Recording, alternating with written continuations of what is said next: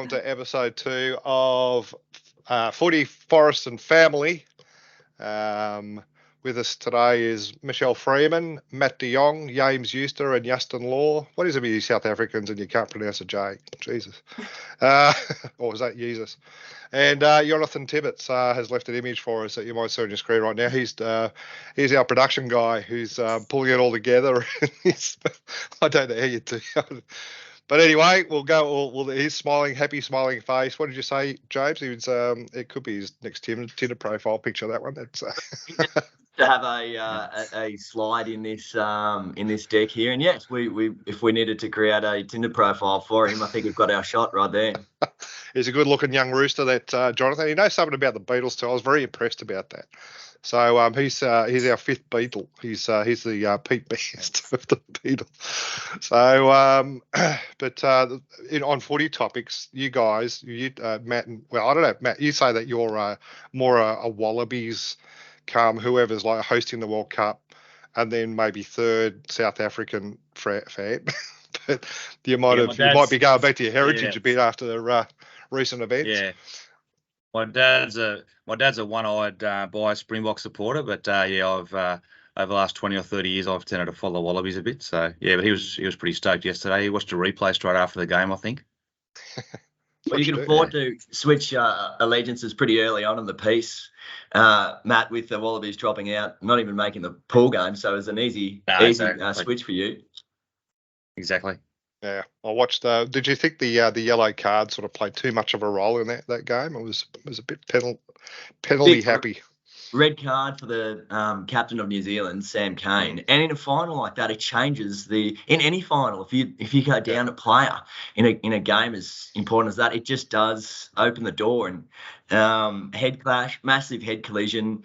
Like in any sports now, any contact with the head draws, the eye of the ref, and probably rightly, it gets that level of attention. But final to the captain of the team, that does change it. But South Africa, you got to beat the Kiwis if you're gonna win if you're gonna win, and they beat them, and it was fantastic. And it's great, Matt. You would know this. It's just incredible for the a continent of Africa to see the Springboks do well. Yeah. It really pulls together that country and that continent. They see Khaleesi, the captain of South Africa, talks about giving hope to the country, and so does Rassie Erasmus, the rugby director there. It does give folks that don't often have much, hope and allows them to dream. So brilliant. I am much like your dad, maybe not quite as one-eyed, but it was a brilliant final, and loved seeing that result. Yes, I was actually privileged, James, to be over there in 1994. I was actually over there playing rugby for a year over in South Africa, and so I was over there in 94 when Mandela got elected as president, and he certainly brought the country together. And obviously the 95 World Cup was really inspirational with Francois Pienaar. He sort of had the same sort of rhetoric as Khaleesi. Remember after the final when they won in 95, one of the commentators came up to Francois Pienaar and said, "Oh, you've got 65,000 people here in the stadium supporting you." And he said, "No, we've got 43 million people supporting us." So that was back in 95. So it's kind of absolutely bigger than the game. I think when the Springboks win a game such as that. But no, it's fantastic. Look, I think with that head knock stuff, it's interesting. I mean, there's so much media about head knocks, that type of stuff, and sure, it probably wasn't the best for the game, but I think rugby really is leading the way as far as red carding players for anything above the neck and sort of around the chin area. So those are the rules, and that's the way it is. I mean, if the tables were turned, I'm sure the Springboks wouldn't be happy about it either. But it's just the way it is, unfortunately. There would have been a few red cards if they were umpiring the AFL final series. There's a few blokes that would be out there. I'm sure that players now practice tackling below the neck, no matter what code it is. I think you have to. I think you have to practice that, and you have to get it right, both as to protect players around you, but as an insurance policy against losing a game.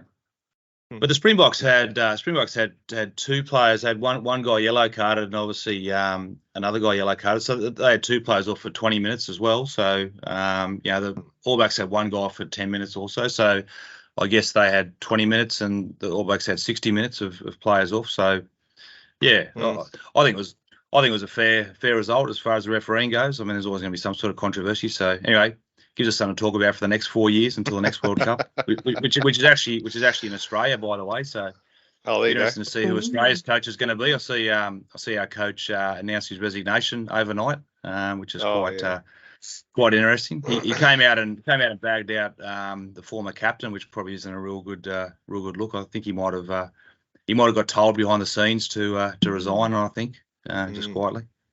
Controversial into that chapter. I don't know. You know, I've spent a bit of time in Victoria and Tassie and South Australia where AFL dominates the landscape, and whenever a team is doing poorly, they talk about a rebuilding phase. They go, teams regularly go through this process of review and rebuilding to get back to the top. Carlton fan here. We've been rebuilding for 20 years, all of you. So that's right. You know, you can constantly be caught in this rebuilding phase, but the Wallabies are there, and maybe we need to take lessons from other codes who do this rebuilding regularly to get back to the top.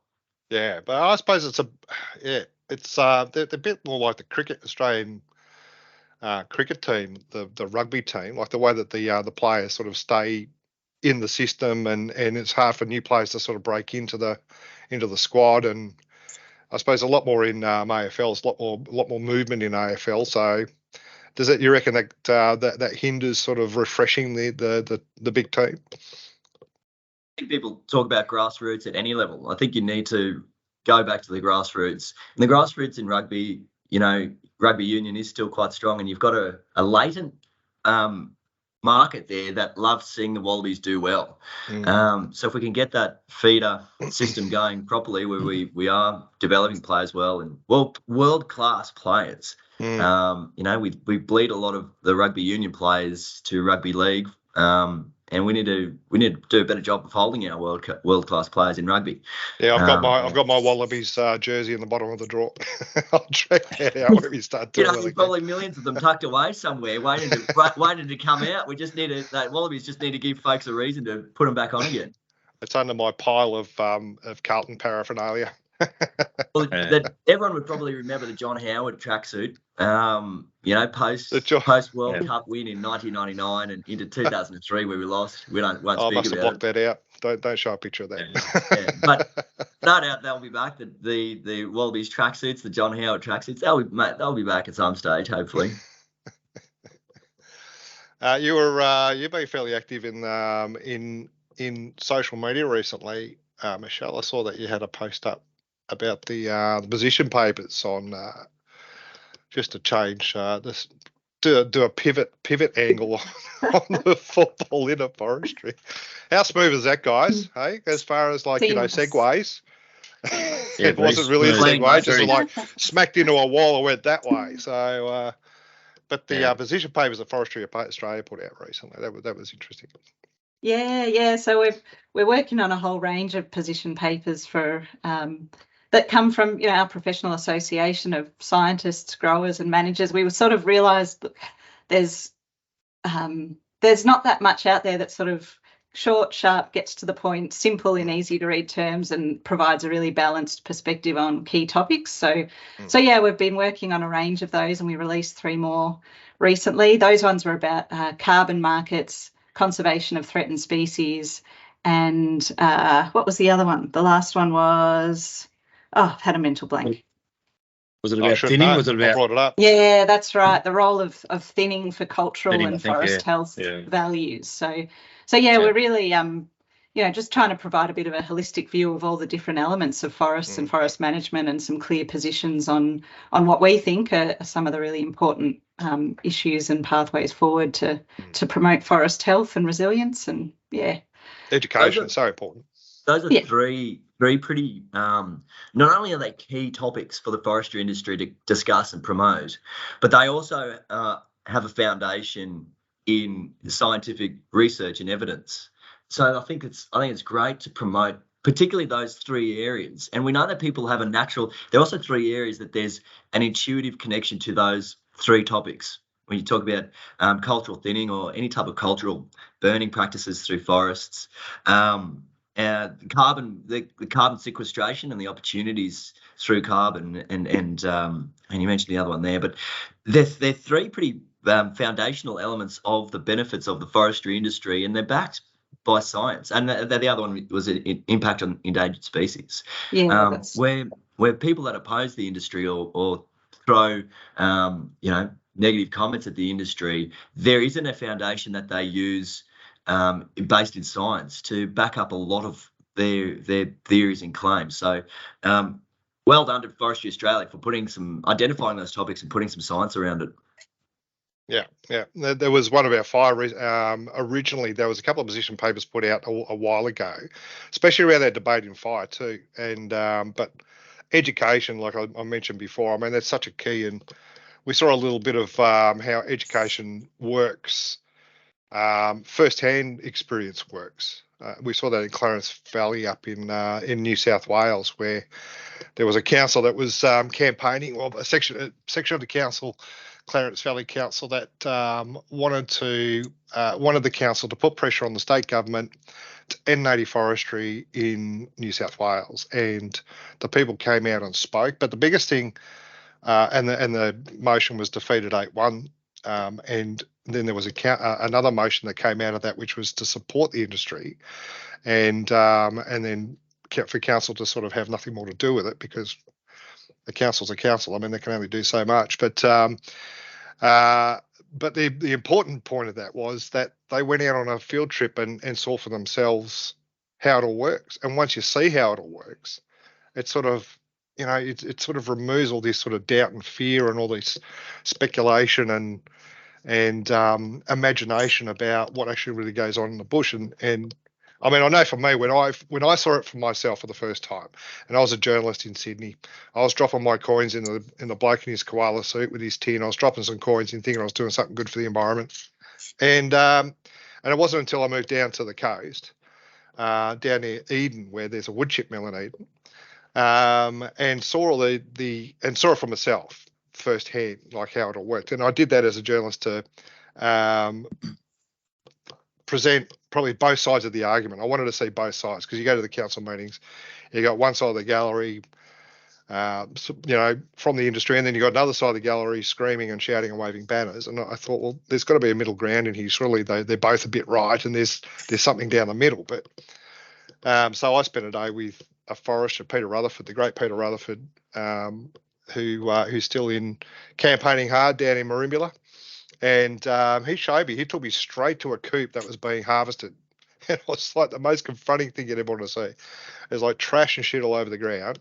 There's like, machines at work, and you're thinking, this is terrible. I said, you sure you want me to see? He said, yep. And then you start to see, habitat trees. It's got hollows in it, so it's a habitat tree. And a recruitment tree, that's a tree that'll drop seed and help the forest regenerate. And there's a rocky outcrop that we don't touch because it's habitat, so we put a buffer around that, and a riparian zone where there's a little waterway, and so there's areas of protection within this one coop. And I thought, well, that kind of makes sense. So, and then I went and saw 10-year regrowth, and then 20-year regrowth, where they started to thin the forest to allow some trees to sort of grow much larger. Because there's always competition for nutrients and those sorts of things that I didn't understand before. And then finally, 40 years later, where it all started down in Eden, and it was forest. It was like this dense forest. So it was just, and then I spent a day with the activists and said, well, here's my camera, here's my notebook. Let's go and see the devastation, destruction, the forest that have never recovered from this industrial logging that you describe, and I'll record it and we'll put it in the paper. Let's see it. Here I am. And we drove for 300 kilometres, and I've got to say, all I was shown was various stages of regrowth. Like, we went to an active coop, which I'd seen, and I sort of said, well, but what about these things? She was like, oh, but look at this, there's a breach there. That tree has fallen a metre into that buffer zone. I mean, that's a terrible thing. I was like, a buffer zone's there for that very purpose. And then we drove up to, so this is down near Wyndham, near Eden. And then we drove up to Goolaga, which is just near Narooma. And you go into the forest there, and it had just been fired. So what they do after, well, as you guys know, the trash on the ground dries out, it's burnt. And that helps the eucalyptus to regenerate because they need fire to help the regeneration process, plus there's nutrients that come out better. And it had just been burnt. So there was a bit of scorch on the logs. He goes, oh, look at these scorched logs. And I said, okay, well, that's part of the process. But is this your idea of devastation and destruction? And she said, yeah. Well, she said, well, look, the impacts on the wildlife here, there used to be the glossy black cockatoos that come into this forest all the time. You never see them anymore. And bugger me if one didn't fly into a tree right next to the bed we were in. I said, I'm going, is that one up there? Put that in your yarn? Oh, yeah. Well, no, I didn't put that in the yarn, but every time we recount this story, I tell that bit. And then we ended up going up to Mogo because I said, well, this is part of the forestry process. I want to see the devastation, the forest that's never grown back, that's been completely, deforested, which is a term we'll probably might talk about a bit later. And we went up to Mogo, and which is another, 50 k's or so up the road. So we've driven like 300 k's, and from the heart of like areas that have been harvested pretty much constantly since Federation, all the way to Mogo. And she said, well, there's this area that's never recovered. We came over this rise and there were saplings everywhere. And she's like, oh, must have had good rain. So it's like, I think that's what made up my mind. It was that first-hand experience. And when you challenge people who oppose it and were so passionate about it, I think they get stuck in this one image of forestry and never look beyond the whole or beyond that moment to see the whole process. And I think when you do that, it changes your perspective, and well, it certainly changed mine anyway. So, and that's and I think that's what happened. That was the experience with the Clarence Valley Council. They see the whole process and they see how it works, and then you go, okay, well, this isn't devastation and destruction. It's certainly not deforestation. So, was that anybody else have that experience or? Yeah, I was just going to say, like, that's a really, really great story to tell there, Justin, and that's probably a real challenge for our industry is that it's quite a story to tell. Like we can't just put up an image and convince people. Unfortunately, that's what some organisations do. They'll put up an image. We've also an image of a koala on a bunch of logs in a cleared area. Superimposed. A koala and his Joey superimposed on one. Yeah. So those people that did that should probably be reported to the RSPCA because they've placed those koalas there. They've pulled those koalas out of a forest. So they're actually not showing the image behind that photo would be a regrowth forest. A regrowth forest has probably been harvested 3 or 4 times over the last 100 or so years.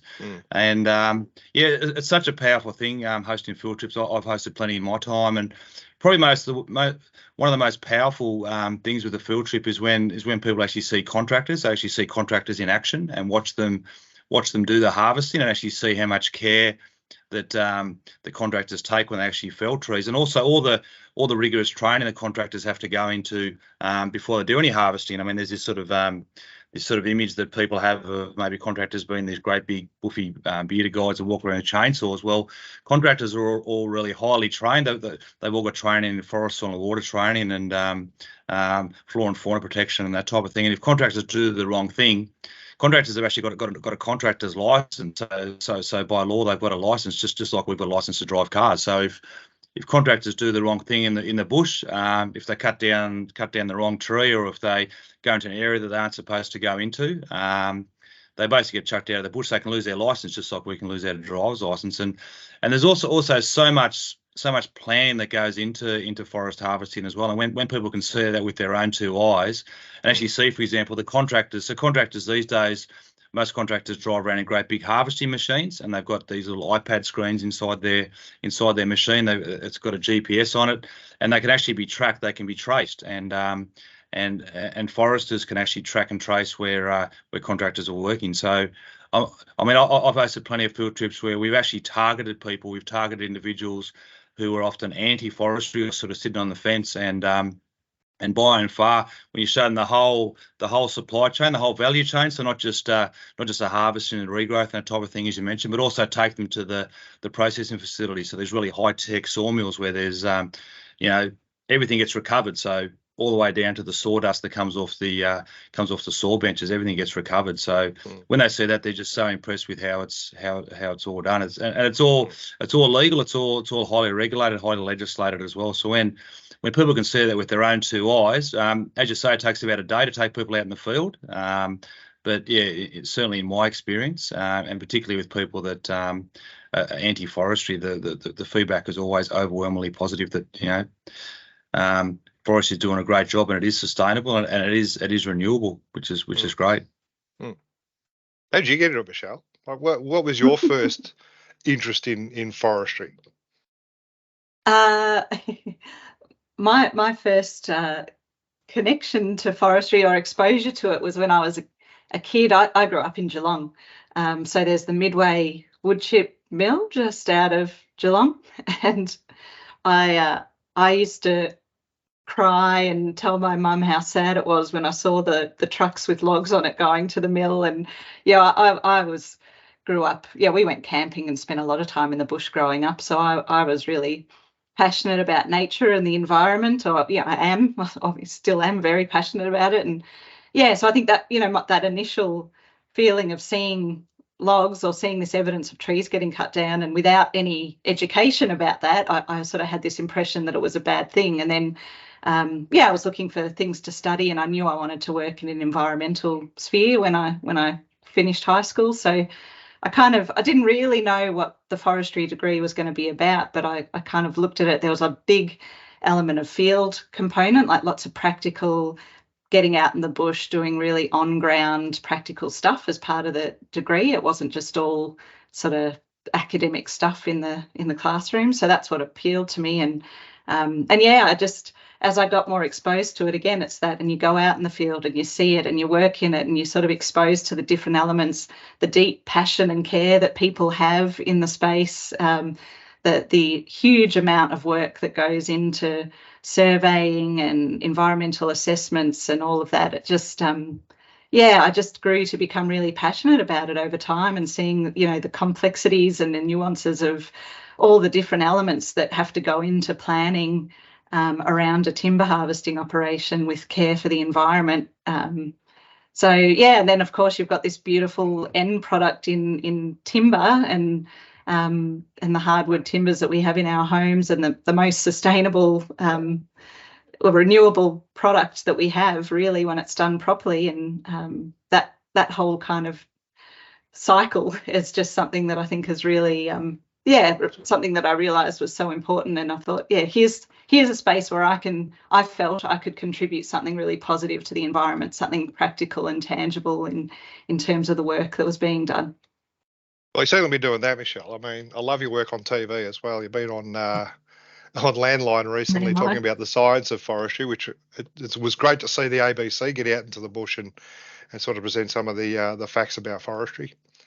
Yeah, well, I think that's it too. We went to it was a spot that was harvested in the 1990s, and they were sort of asking me about some of the biodiversity in the area, and I'd actually been involved with doing some of the fauna surveys in that area, so I could actually tell them, well, look, we found leadbeater's possums here, we found greater gliders here, and it's because it was part of this kind of diverse landscape of older trees, younger trees, dense regrowth that some species like, with the older forest next door that was where, so that forest diversity was really high in that area. So, and I think that sort of surprised the presenters a little bit, but they were, really pleased to sort of kind of, as you say, see it in person and go, right, this is what it looks like. And What about you, James? How did you sort of like get involved in the? Well, I grew up in Bathurst in the Central Tablelands, and that's softwood country. I refer to that as the green centre for softwood production in New South Wales. We've obviously got the Murray Valley further down south, which is the major production region for softwood timber. But I grew up around seeing the different green colours on the landscape as you go into the, drive up the Great Western Highway and you start to get to the Blue Mountains. You've got all your native timber in there, which is National Park, which is obviously not harvested. But then you've also got that darker radiata pine as well. And you can, as you drive along that highway, and I've done that now for, close to 30 years, you do see the rotation of those logs as they go from immature trees to then being harvested, and you see the landscape, which is very different. Obviously, it's regrowth, so you see that clear-cut softwood trees, and I think people in that region have a natural connection to that process in the softwood industry, and because we see it, you see the log truck movements between Bathurst and Oberon, see trucks all through the Central Tablelands cutting trees. So there is a bit of an understanding around the importance of that industry, as there is for folks that grow up in regional areas. You do understand and see a direct connection to any particular industry in that area, and how important and vital those industries are to those communities, but also to the broader economy and society. But picking up on Michelle's point around storytelling, it's so important. It's so important for the forestry industry to be able to go out and tell that story. Because most people won't have the opportunity to go into a state forest and see what's happening in there. And probably if we're guilty of anything in the forestry industry, it's not having told that story well for many decades now. The difference with our industry is that it is underpinned by rigorous science, and it is a really important industry with great spokespeople, from harvesters, to contractors, to mill workers, to mill owners, to people that grow and manage the forests. They are brilliant stories, and there's an emotive connection that Australians have to the bush, and we should. It's a special place, but we need to be able to tell that story more, and the more opportunities we get to do that, I think we should. People want to hear about it. If that's something we do know, is people will stop and listen to hear more about forestry and to talk about forestry and to understand it more. But we need to be able to tell that story better, and that's exactly what happened in the Clarence Valley in the last week. And you have to commend that council for educating themselves. And this is a region in New South Wales that's the centre, probably one of the big centres for hardwood production in our state, and probably in our country now as well. So it's critical that anyone elected to a representative position in that council is familiar with forestry, and I think it's a resounding endorsement that, having gone out and experienced what they did, the council took themselves out into a state forest operation. They saw it firsthand, like we have, and they made a decision. And that decision was overwhelmingly that this industry and what it creates and what it gives us is vital. And like you say, Justin, it was an 8-1 vote on that council in support, in defeating a motion that opposed the native industry, and then turning that into a motion that supported the industry and supported the timber workers.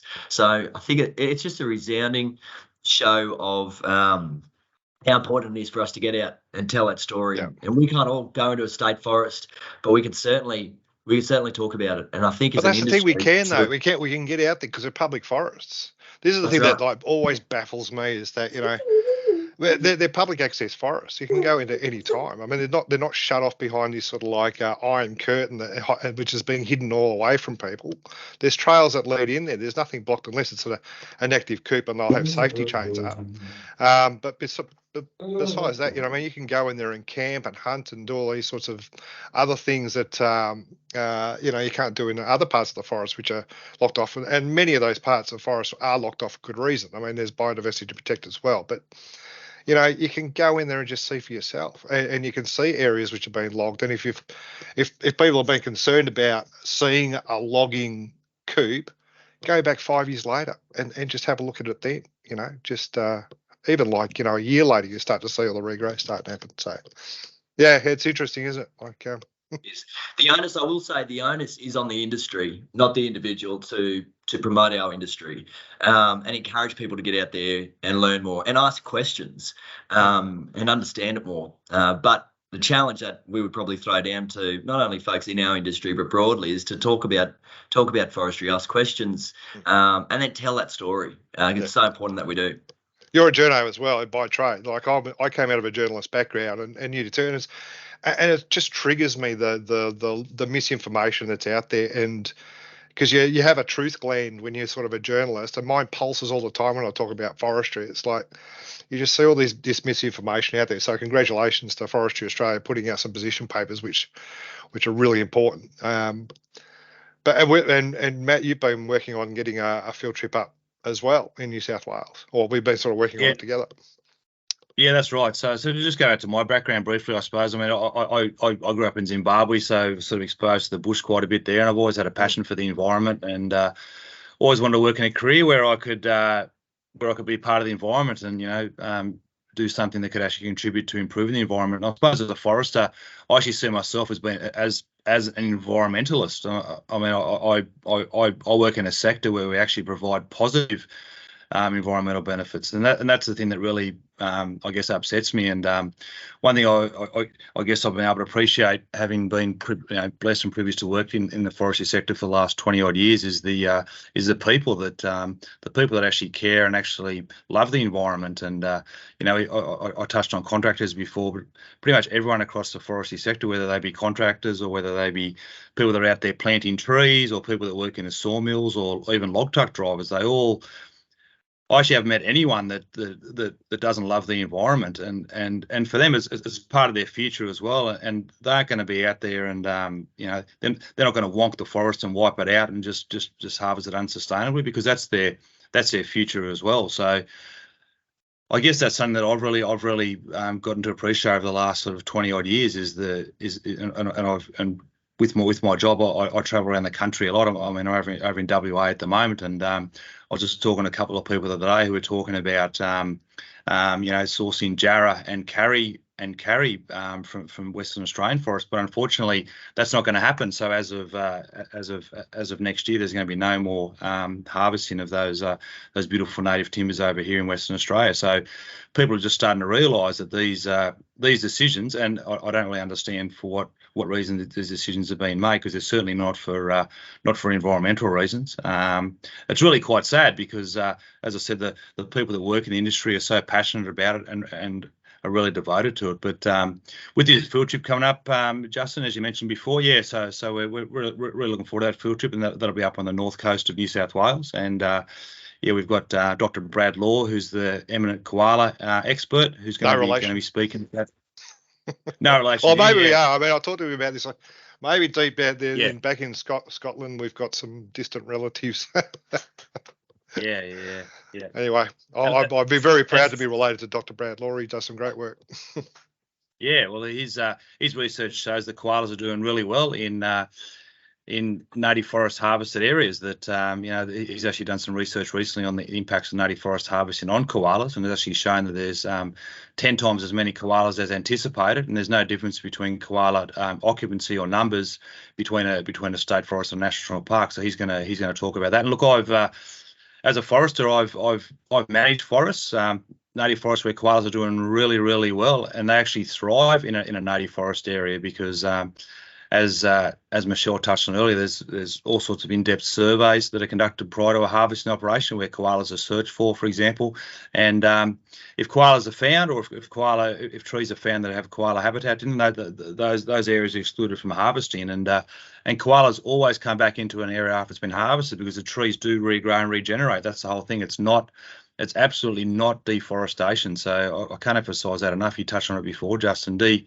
Deforestation is where a forest is cleared for some other land use change, so where a forest is cleared for agriculture or urban expansion, whereas sustainable forestry, the way it's practiced in Australia, is absolutely not deforestation. The trees do regrow and regenerate. So really excited, looking forward to this field trip, particularly after that fantastic outcome from that Clarence Valley field trip a few weeks ago. So very excited about that. And James is leading the way with that one. He's busily out there inviting a whole bunch of people. So it's a real collaboration, this field trip is coming up. So really looking forward to it. Going to bring in your mate Ray Hadley with you, James. He's certainly picked up the.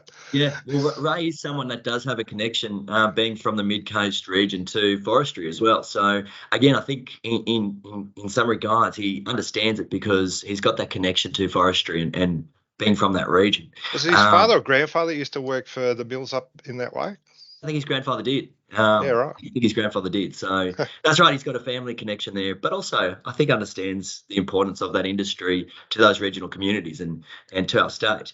I want to run back to the endangered species question. Bob Brown has a campaign in Tasmania at the moment, looking to put a halt to some of the native forestry operations down there, to protect the swift parrots. Michelle, I just want to say, we talked about Dr. Brad Law's work, we demonstrated the koala occupancy between those between state forest and national park, as Matt discussed. Do you have any insight into what's happening down in Tasmania? Because the impact of what happens in one state does bleed through to other states, particularly when we're talking about the potential impact on endangered species like the swift parrot. Yeah, it's I mean, we can't pretend that there isn't a risk potentially from any operations that happen in the bush around, threatened species. And so the big one for swift parrot in Tassie is the hollows, because they nest in hollows, and there's a real shortage of those in the landscape. That swift parrots actually migrate then into the mainland and into New South Wales, and that's where they mainly forage.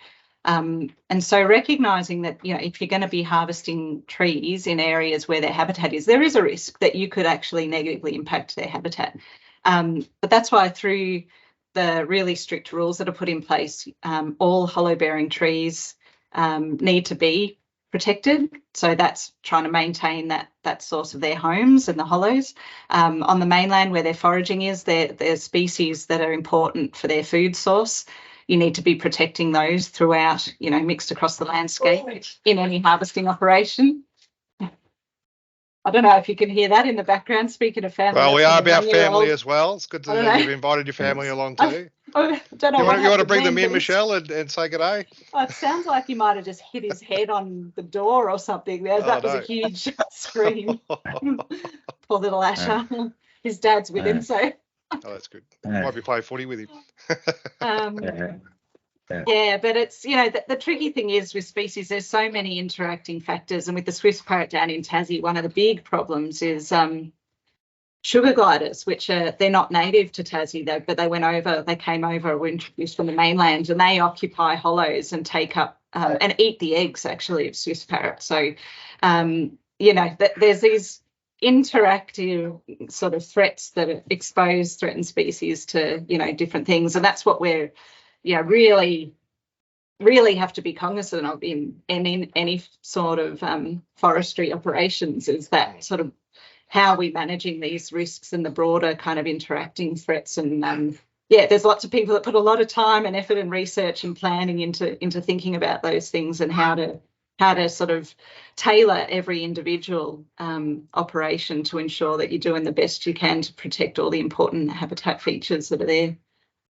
Recently, the Department of Primary Industries in New South Wales put together a threat and risk assessment in our marine parks and marine sanctuaries, which is a great guide, I think, for how we should look at the threats to native species in our state forests. And in terms of recreational fishing, which is what they were looking at, and the impact on the ecosystem from recreational fishing, it ranks 13th with a fairly marginal or minimal impact on those ecosystems around in marine parks and in sanctuary zones. And if you look at koalas, for example, in New South Wales, the threat and risk assessment for the greatest impact on koala populations, looks something like development for, peri-urban development for housing stocks or any type of development, car strikes, attacks from dog attacks and other pests, and then disease. And I don't know where you would put forestry in that list, but it'd be fairly far down. If you had to put it somewhere on a list of threat and risk assessments, it'd be fairly far down. And that's another important message that we need to get out there is when we talk about our koala populations, which everyone in our country wants to see our koala populations do well and bounce back. Then we have to be fair dinkum and honest about what we need to be addressing first in that list, about what are the clear threats to those native populations. And like I say, forestry is very far down that list, and that's not to say we shouldn't always try to make sure we're doing best practice when it comes to operations, but we also need to be fair dinkum about what some of those threats are. Yeah, I'll say no, Matt. You would have seen there's a graph out, I think, which shows the impacts on threatened species in our forests. Threatened species. Yeah, and forestry is down there. I think they put it in with other things, but yeah, I mean it's minimal impact. Sorry, go on, Matt. It's very minor, as James mentioned. I can't recall the percentage, but it's very very minor. I mean, the major threat to native species, well, one of the most major threats to native species is feral animals, and particularly cats, for example. I think I saw some statistics like I think it's about $1 billion a year. So feral cats, well, cats in general, whether it be feral or domestic cats, are responsible for killing over about 1 billion of our native species every year, because cats are just the ultimate predator, and obviously cats are introduced to this country now. Our native species have got absolutely no defensive mechanism against cats. But I think you touched on it a bit earlier, Justin. You mentioned fire. Well, fire is a big thing. So a well-managed native forest does actually reduce the fire risk. And we saw those catastrophic fires in 2019, 2020, where millions of hectares of forest were burnt, and those fires got up into the crowns of the trees, so up into the heads of the trees. And when you get a fire that gets in the crowns of the trees, nothing's got a chance of survival. And it doesn't matter how many firefighting machines you have, whether they be airborne machines or fire tankers. You might as well just go back to your motel room and just hope it rains, because those fires wiped out millions and millions of native species. That's where, as you touched on before, that's where native forest harvesting comes into play, because it does actually reduce the fuel load. Because after a harvesting operation, a burn is normally introduced, which creates that mineral ash seed bed, and then, as you said, the smoke from that burn also induces seed fall in the eucalypt seeds as well. So, what's the impact of not sustainably and actively managing our forests to koalas versus leaving our forests unmanaged, and then the fuel loads increase, and we get massive catastrophic bushfires that wipe out millions of hectares of forests and tens, if not hundreds of millions of our native species. So I think that's the real threat. And then also James touched on it before, the carbon aspects. When we have those, I think it was something like hundreds of millions of tons of CO2 were poured into the atmosphere from those 2019-20 bushfires as well. So we've got to think about that. And look, bushfires and fire is just absolutely part of Australia's landscape, and it's going to be that way for millennia. And that's where actively and adaptively managed harvesting of our forests done sustainably comes into play, and it can certainly make a difference. Yeah. Well, we're already at a time here, folks. Well, it's just about time for you. What time is it over there? 7 o'clock or something now? You're like, almost 7. Yeah, I might consider going back to bed for an hour or two now. I'll probably keep on going. But anyway, it's WA time, so yeah. It's actually been nice. I actually watched the sunset over the ocean the last couple of nights. That's obviously something we aren't that used to on the eastern seaboard. So yeah, that was nice. It's a beautiful part of the world. I'm actually down in Bunbury at the moment, so it's it's a beautiful. So the kids missing it? Do you do you tune in for the kids and sort of say, or are they just happy to have you out of the house? Oh, my kids are a bit older these days. My kids are sort of in their sort of late teens now, so they're probably at that stage where they get a bit embarrassed by dad, so they probably enjoy the break actually. So I like Michelle, who's at the other end of the spectrum, got the little one there. Sort of that's all ahead of you, Michelle. So make the most of it while your kids enjoy spending time with you, because when they get to those teenage years, mums and dads become a bit daggy, I think. So yeah. That's it. Yeah. All right. Look, thanks guys for coming together again. This is it's always good to have a chat with people who are passionate about this, and we cover off a lot of good topics. And we'll keep it going, eh? See you all. Cheers, guys.